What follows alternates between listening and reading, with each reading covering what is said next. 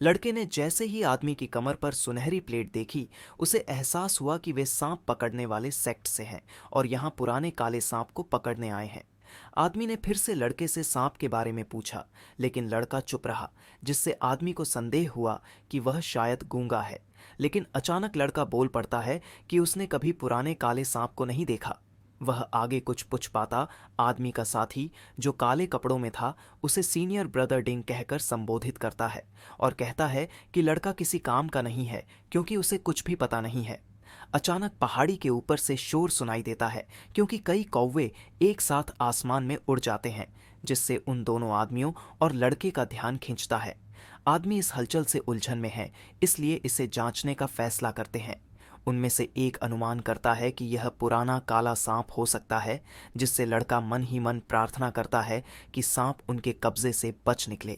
हालांकि इससे पहले कि वे पहाड़ी पर चढ़ सकें, वे रुक जाते हैं क्योंकि उन्हें एक आवाज़ सुनाई देती है कि पुराने काले सांप ने नदी में किसी को खा लिया है। इसे सांप के नदी में होने का संकेत मानकर आदमी नदी की ओर दौड़ पड़ते हैं, यह सुनिश्चित करने के लिए कि वह उनके हाथ से न निकल जाए। इस बीच लड़का हंसता है, यह सोचकर कि पुराना काला सांप उसकी दी हुई मछली खा रहा है, इसलिए वह नदी में हो ही नहीं सकता। पहाड़ी की चोटी पर जहां कौवे कांव कांव कर रहे थे, कई टूटे हुए अंडे बिखरे पड़े थे, जिनके बीच से काली भाग निकला था।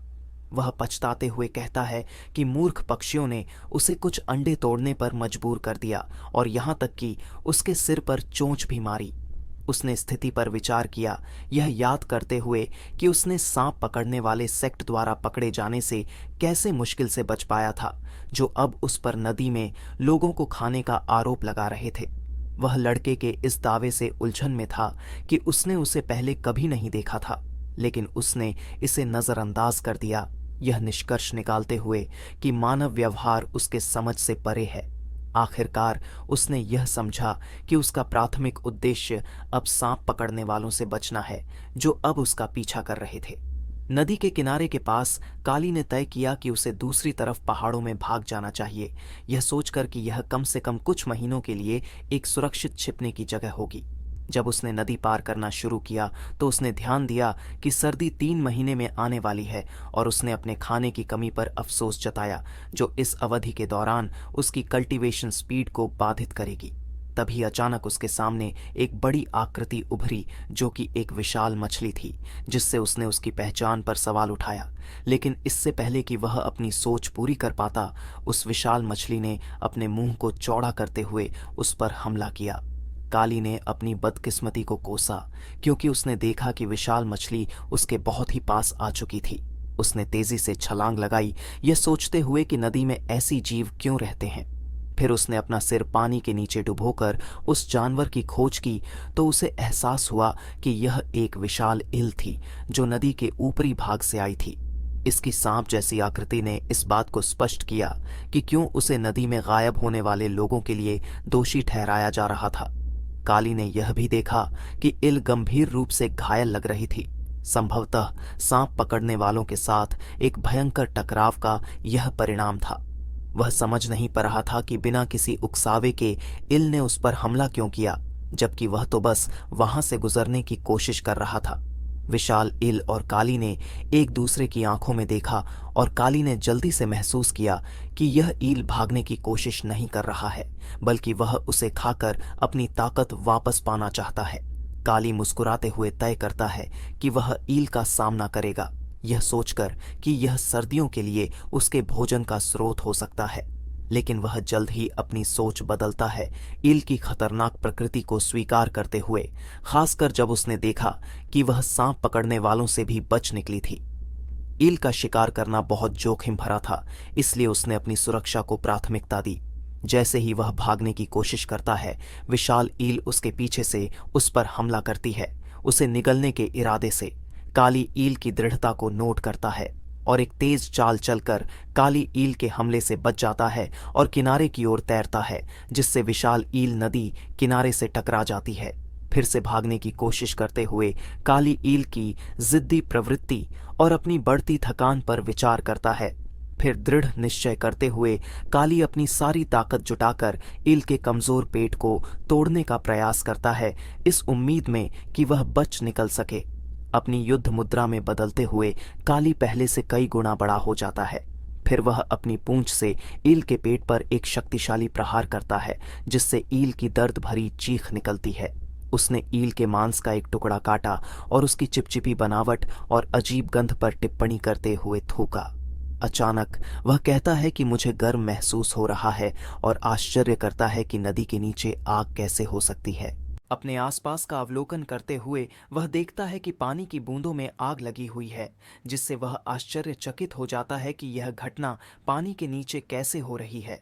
जैसे ही विशाल इल उस पर हमला करता है, काली सवाल करता है कि क्या वह किसी भ्रम का अनुभव कर रहा है। वह सोचता है कि शायद ईल का म्यूकस उसकी इंद्रियों को भ्रमित कर रहा है। ईल के और करीब आते ही काली को चेन फैन की शिक्षाएं याद आती हैं, जिन्होंने भ्रम के बारे में सिखाया था कि शांत रहना सबसे महत्वपूर्ण होता है। प्रतिक्रिया स्वरूप काली अपना शरीर समेटता है और अपनी सारी आध्यात्मिक ऊर्जा को एक बिंदु पर केंद्रित करना शुरू करता है। वह डीमन गॉड कॉल्ड्रन के मंत्र का पाठ शुरू करता है, आकाश और पृथ्वी को एक शतरंज की बिसात के रूप में और सभी जीवित प्राणियों को उसकी गोटियों के रूप में देखता है। फिर एक शक्तिशाली गर्जना के साथ वह भ्रम को टूटने का आदेश देता है और डीमन गॉड कॉल्ड्रन एक शानदार ड्रैगन में बदल जाता है, जिससे भ्रम टूटने लगता है, जिसे देखकर उसे अपने ऊपर गर्व महसूस होता है। जब वह यह महसूस करता है कि उसने भ्रम को तोड़ दिया है, लेकिन वह जल्दी से देखता है कि विशाल इल केवल कुछ इंच दूर है और उसे निगलने वाली है। निराशा के इस क्षण में काली अपनी आंखें बंद कर लेता है, यह स्वीकार करते हुए कि अब बचना असंभव है, और स्वाभाविक रूप से अपनी पूंछ से प्रहार करता है। लेकिन हैरानी की बात कि उसकी पूंछ, जो गोल्डन स्केल्स से ढकी है और लोहे से भी मजबूत है, ईल को बीच से काट देती है। अपनी आंखें खोलने पर काली ईल के शरीर को अपनी पूंछ से दो हिस्सों में कटा हुआ देखकर चौंक जाता है। वह अपनी पूंछ की ताकत पर विचार करता है और यह सोचता है कि अगर उसके गोल्डन स्केल और विकसित हो जाएं तो वह अजेय हो सकता है। हालांकि वह इस विचार को तुरंत त्याग देता है, अपने आप को यह समझाते हुए कि उसे सावधानी बरतनी चाहिए, क्योंकि इस सफलता का श्रेय केवल भाग्य को जाता है। वह इसलिए सोच रहा था क्योंकि इल पहले से ही घायल थी, उसी जगह उसके स्केल टकराए। सावधानी बरतने के इरादे से वह पीछे हटने और पहाड़ों में छिपने का फैसला करता है, यह सोचकर कि अभी के लिए सतर्कता ही सबसे अच्छी रणनीति है। दृश्य अब पहाड़ के दूसरी ओर शिफ्ट होता है, जहां काली पहले ही इल के मांस को अलग और पैक कर चुका है। उसका अनुमान है कि यह भोजन उसे कुछ महीनों तक कल्टीवेशन के लिए पर्याप्त होगा, और डीमन कोर उसके पास होने के कारण उसे विश्वास है कि वह तीसरे स्पिरिचुअल स्टेज तक पहुंच सकता है। इसके अलावा वह ईल के शरीर में एक सुनहरी प्लेट खोजता है और अनुमान लगाता है कि शायद ईल का अंतिम भोजन नदी से कोई सांप पकड़ने वाला था। वह ईल के प्रति सम्मान में अपना सिर झुकाता है, यह मानते हुए कि ईल ने उसे अपने दुश्मनों से बचने में मदद की। वह यह भी कहता है कि उसे इसके लिए नफरत नहीं करनी चाहिए, क्योंकि उसकी हरकतें प्राकृतिक क्रम के अनुसार थीं। वह ईल को आश्वासन देता है कि वह इसके मांस का हर हिस्सा इस्तेमाल करेगा, जिससे उसकी कुर्बानी बेकार नहीं जाएगी। साथ ही उसका डीमन कोर भी बेकार नहीं जाएगा। हालांकि जब वह इसे निगलने की कोशिश करता है तो उसे एहसास होता है कि यह निगलने के लिए बहुत बड़ा है। काली को एहसास होता है कि सांप पकड़ने वाले जल्द ही उसे पकड़ने आ रहे होंगे, इसलिए उसे भागना होगा। वह अपनी पूंछ से इल के मांस को बांधता है और डीमन कोर को अपने मुंह में पकड़ता है, यह सोचते हुए कि वह इसे पहाड़ों में बाद में रिफाइन कर लेगा। कुछ ही पल बाद सांप पकड़ने वाले घटनास्थल पर पहुंच जाते हैं, यह समझते हुए कि जो हुआ था उसका उन्हें अब सही से अंदाजा हो चुका है। पहले वे उलझन में थे कि पुराना काला सांप पानी में इतनी तेजी से कैसे भाग निकला।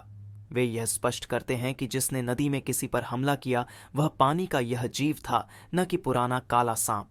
वास्तव में वह पुराना काला सांप ही था जिसने पानी के जीव से लड़ाई की और उसे हरा दिया। उनमें से एक सुझाव देता है कि वे पुराने काले सांप का पीछा करें, लेकिन दूसरा समझाता है कि सामने के पहाड़ आयरन बेयर का इलाका है। जो एक शक्तिशाली जीव है जो थर्ड स्पिरिचुअल स्टेज के पीक पर है, इसलिए उन्हें इसे कम नहीं आंकना चाहिए। इसके अलावा पहाड़ विशाल और जंगल घना है, जिससे यह संभव है कि उन्हें पुराने काले सांप का महीनों तक पता न लगे और उन्हें भालू जैसे जीवों का सामना करना पड़े। दूसरा सांप पकड़ने वाला पूछता है कि क्या सीनियर ब्रदर डिंग ने सुना है कि हाल ही में पुराने काले सांप ने एक अल्केमिस्ट और उसके मानव पील को खा लिया, जो कई सालों से उसे कल्टीवेट कर रहे थे। इसका मतलब यह है कि उस मानव पील की मेडिसिनल प्रॉपर्टीज शायद अभी भी पुराने काले सांप के अंदर हैं, जो सीनियर ब्रदर डिंग के लिए एक दुर्लभ अवसर प्रस्तुत करती है, जो तीसरे ची रिफाइनमेंट स्टेज में कई सालों से अटके हुए हैं। हालांकि इससे पहले कि वह विस्तार से बता सके, सीनियर ब्रदर डिंग चेतावनी देते हैं कि अभी पहाड़ों में जाना उनके लिए बहुत जोखिम भरा होगा, क्योंकि उन्हें भारी नुकसान उठाना पड़ सकता है। अंततः वे फैसला करते हैं कि वे तब तक इंतजार करेंगे जब तक पहाड़ बर्फ से ढक नहीं जाते, क्योंकि उस समय भालू, सांप और अन्य जीव शीत निद्रा यानी हाइबरनेशन में चले जाएंगे, जिससे उन्हें बहुत लाभ होगा। इस बीच काली ने एक गुफा खोजी थी जिसमें वह आराम का आनंद ले रहा है। वह इसे गर्म और सुखद बताता है, यह योजना बनाते हुए कि वह वहां कई महीनों तक शरण लेगा। उसने यहाँ तक कि अपना मांस गुफा के प्रवेश द्वार पर लटका दिया है, यह कहते हुए कि वह कुछ आराम करने के बाद अपनी कल्टीवेशन पर ध्यान केंद्रित करेगा।